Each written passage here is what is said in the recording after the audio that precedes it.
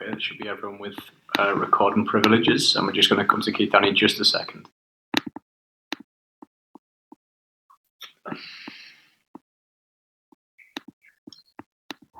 Okay, Keith Downey, Sky Sports. Well, you didn't let Dawn in straight away first up. Oh, that's cruel. But she's waiting for a call.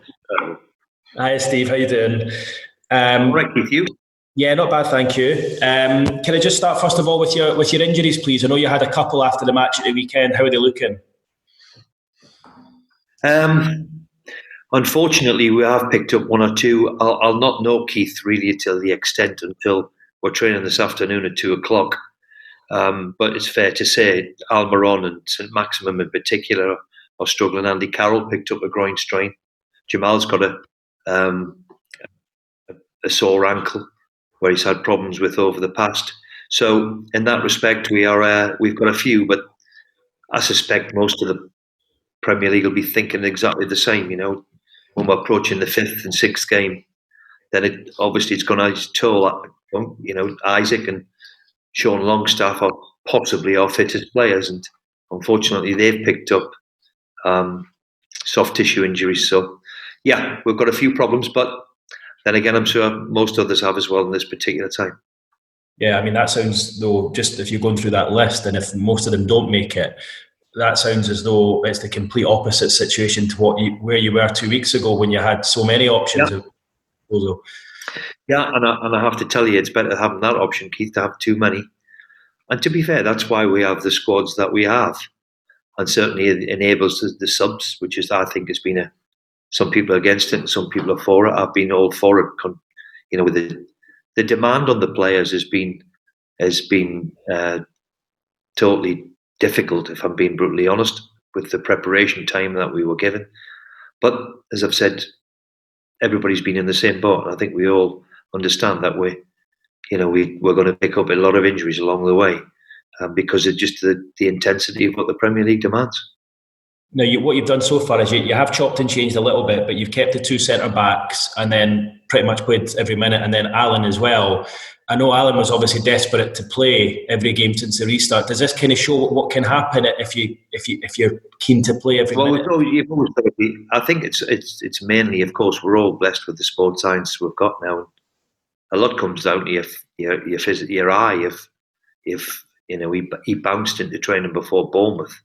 And I was delighted to see him bounce around the training ground because then I knew that he was recovered. He was itching to play again. The one thing a kid wants to do is play, and that goes for most footballers. All they want to do is play, you know. But you know, it becomes very, very difficult when it's travelling and Saturday, Wednesday, and of course, you know, it's inevitable that you're going to pick up the injuries and the niggles along the way. I know you spoke about John Joe after the match on Sunday. I mean, he's been excellent, not just since the restart, but before then as well. How much has he pleased you in terms of not even just his football, but it looks as though compared to where he was a couple of years, the disciplinary side of it is improved immensely as well.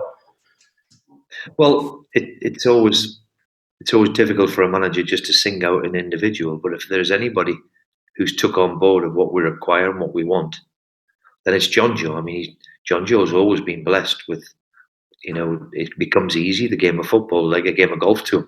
You know, he's blessed with a natural ability. He can see a pass that other people can't, and he can deliver a pass, he can score a goal. And what we've just tried to do is to get him in as good a physical shape and mentally well.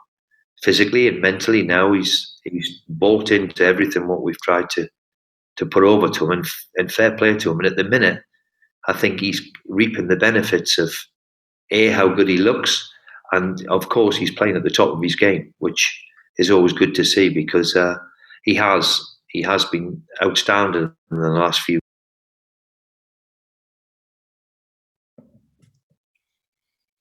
You've just muted for a second there, Steve. Lee, Steve's just muted. Okay. Can you hear me okay?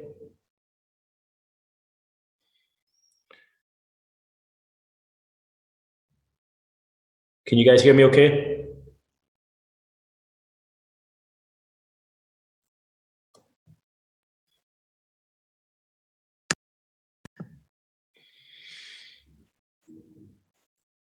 Hello. I think he's gone. I think they've lost their signal.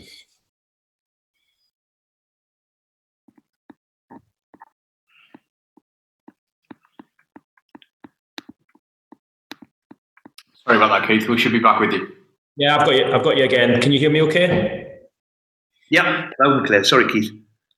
I've got technical people who are making a mess of it. I see fiddling around with all sorts of glitches. You carry on, Lee, yeah? Yeah, you're good, Keith. Yeah. I wanted to ask you, Steve, about, I remember at the start of the season, I think you were concerned a little bit about the legs that you had in midfield, but it looks as though not just Shelvey, but Hayden and Longstaff have certainly stepped up to the plate with regards to that as well. Yeah. I mean, Isaac has never been a problem, and Sean, the big, it's unfortunate that they've picked up soft tissue injuries because arguably, there is, the fitness levels that them two and distances that they cover is huge. So, I mean, it's vitally important, going forward. And I keep reminding of this thing, to win a game in the Premier League, you've got to be at your maximum in a certain level of high intensity. And that's what we've tried to change, basically, and thankfully, I think the lads are buying into it that, to be a success in the Premier League or to be at your best, then physically you've got to be right. Can I ask you about the drinks breaks that we've seen since the restart? I heard Chris Wilder having a bit of a blast, saying it's become a game of four quarters, and I think he accused Mikel Arteta of giving tactical advice. But then on the other hand, Jurgen Klopp said that he really likes it and it needs to stay. What is your opinion of the drinks break? Well, I think we've been really fortunate that we haven't had blisteringly hot days. I think we've had one when the weather is like the way it should be. If it's 80 degrees, then I think a bit of common sense that the players need to take in water and fluid. I personally, I think it's a good thing the way it's been brought in. The other big change of having 9 people on the bench. I think that helps us all rather than leaving people behind. So I think that's a good thing. And of course, the subs, as we've known that with the amount of games, I think that's only benefited. So I think I'm in all favour. But then again, I probably would be that because we're doing okay at the minute, So we're not looking for it. We're not looking for any problems. And just last one from me. Obviously, no spectators there so far. How have you found kind of getting the message across to the players during the matches? Is that easier for you? Not that you want that to remain, but it's a little bit. Well, they can't cocky a deafened now, can they? Look, as I said many times, it is very strange for all of us. I was walking down the tunnel on Sunday there, and just remarked of how different it is, and it has been. But look, I think we've all enjoyed seeing football back on the TV again, and for a lot of people, just at the right time, it's given everybody a lift. So I think we're getting used to it. It's difficult to start with. I think the players and the staff are getting used to it, and we've been involved in some good games. So.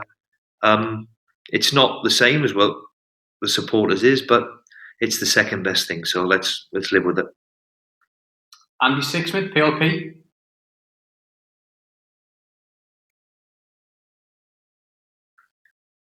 Yeah, Andy Sixsmith. We're on. Can you hear us now, Steve? Yes. Hello, Steve. Just reflect back on West Ham very, very quickly. Do you see that as a point gained in the manner that the side fought back, or was it 2 points lost, do you think? Yeah, I think, look, we had an awful start. And when you go behind twice in the Premier League, it's very rare, and you look at statistics, that you come back from it. So I was very, very pleased the way we responded. I thought some of our football leading up to our equalising goal was terrific. We scored a really good goal. And when we look, as I said, we've gifted them one, and then all of a sudden they've scored from a set piece, which we knew they were a big threat after doing the same against Chelsea. So we're disappointed that we didn't pick up all 3, but I think on reflection, I think a draw was arguably the right result. I know we've talked about the injuries and, the tiredness starting to count towards the injuries piling up, but did you notice the fatigue starting to have an effect midway through the second half on the weekend? Yeah, I thought. Well, when we look at the statistics, and we've got all that now in the sports science department, there was no evidence of it. We've certainly got there physically, but certainly on the eye, I agree. I think the tempo of the game sort of waned. That's the way it looked on the eye. Yeah. Which is understandable. Yeah. It's understandable. That was the fifth game. Somebody like Alan, it was the fifth or sixth game in a matter of days. So it's going to take its toll. But we all knew. So we all understand the situation. And we're all going to pick up injuries like we have, and knocks and bumps and bruises. And as I've said many, many times, a footballer can play every day, but you can't play at the intensity that needs to win a Premier League. So that's why we've got the squads we've got. Of course, it was a draw and a result that means Newcastle, even though we've seen it for quite a while now, but now mathematically safe. Given how competitive this league is, especially down the bottom, how big an achievement do you think that is this season, particularly, given the sides that are down there? Well, in the circumstances, we knew it was going to be difficult, but I think there's a certain resilience in the squad to being written off. I think they enjoy the challenge of will show you, and that's pretty apparent when you work with a group of players that we're working with. And I'll let others think of what kind of achievement. When I've seen West Ham and I've seen the bench and I've seen the players, and when we went down to Bournemouth, what they've invested in their squad, and then watched last night that we're a point behind Everton. Then I think we've done okay. We've done well, and I have to say well done to the players and my staff who have worked extremely hard to get us in this position. We knew it was going to be a really difficult start. We had all the big boys, and we knew it was going to be a difficult finish with the champions, and then Man City tomorrow, and Tottenham to play. So we knew. So to be in this situation, then well done to everybody concerned. But it's important that we don't just take our foot off the gas, and that's our job now, to make sure we still try and achieve that top 10 finish. It would be a really decent achievement. Sure. Just a couple of final ones from me. I know we've talked John Joe Shelby in terms of individuals, but Miguel Almiron, 8 goals now this season. How pleased have you been with his development under you this season in this Newcastle side? Because he's gone from scoring his first against Palace to now seemingly scoring. That day at St James's when the roof come off when he scored the winner. I'll never forget that. I didn't talk about highlights. That's probably one of the highlights for him to score, because we were all desperate for him, because he's a manager's dream. Now he comes in, he's bright, he's tough, he trains every day, he works hard. I mean, he's been carrying a thigh injury, really, but doesn't want to tell anybody. That's the top big character he is. I mean, for the last 20 minutes, he was limping around the pitch and still didn't want to tell anybody. Yeah. So we're all delighted for him because of the way he is and the way he plays. And certainly in 18 months, he's proved to be a really, really top player. And added to that now, I think the change in system, the change in formation, and him playing in his best position in and around the front and see what he can do in terms of creative and scoring a goal. Yeah. Of course, he's doing very well. Just one on Manchester City. We were speaking to Andy Carroll yesterday, and he talked about how Newcastle kind of perhaps need to bring the game to City rather than the other way around, like we saw in the FA Cup. How do you view it ahead of the game tomorrow night? Well, we'd all love to say, come on, I'm going to take you on in a game of football. But we have to understand that they've got better players than us. So we've got to come up with something. Yeah. And Southampton have done it, where they rode the luck a little bit, but certainly in the first half, there was a real tenacity about them. Yeah. And that's the beauty of the Premier League. The team, the underdogs can, put up a fight and put up a performance, and I think that's got to be it. The performance, we didn't do enough against them in the cup, admittedly, and so we have to be a bit more. We have to be a bit more aggressive in our approach. That's for sure tomorrow, and let's hope we can do it. Just one quick final one. I know Liverpool obviously champions. Are City still arguably the toughest prospect in the league right now, or not? Well, hey, they're a wonderful, wonderful side, and the way they play, it's very, very difficult to play against. Their movement, their fluidity, they don't just play in their positions. They're they're a constant threat to you. And anybody, one of them can score a goal. They're a wonderful football team, and arguably as good a coach is what you're going to get. So we know what we expect. I'll let others make comparisons between them and Liverpool, and what an achievement for Liverpool to be 20-odd points ahead of them is quite a remarkable achievement. Thanks, Andy. BBC Look North, Dawn Thewlis. So, Steve, bearing in mind that loss that City suffered the other night, there's never a particularly good time to play them, but now is probably the worst time, having just come off a loss to Southampton. Yeah, I mean, it's probably happened to them a few times when, they're probably scratching their head coming away thinking, how did we not get anything from that game? And probably the story so far this season. Make no mistake, they were still excellent the other night where I watched, and Southampton were absolutely fantastic in their resolve and their defending. But look, we know what to expect of City. They are a wonderful, wonderful football team, and we'll have to be at our best to try and cause an upset. Just finally from me, and I have asked you about it a number of times, so apologies. Any movement on Matty Longstaff? Unfortunately, no. We keep plodding away, and I think it'll be, we've got 2-3 weeks now to the end of the season. And as I kept saying, Dawn, and the club has done everything what we can to reassure Matty that his future stays with us. We've made him, in my opinion, a wonderful offer. And it's now up to Matty. The ball's in his court now to say, where do you want to apply your trade?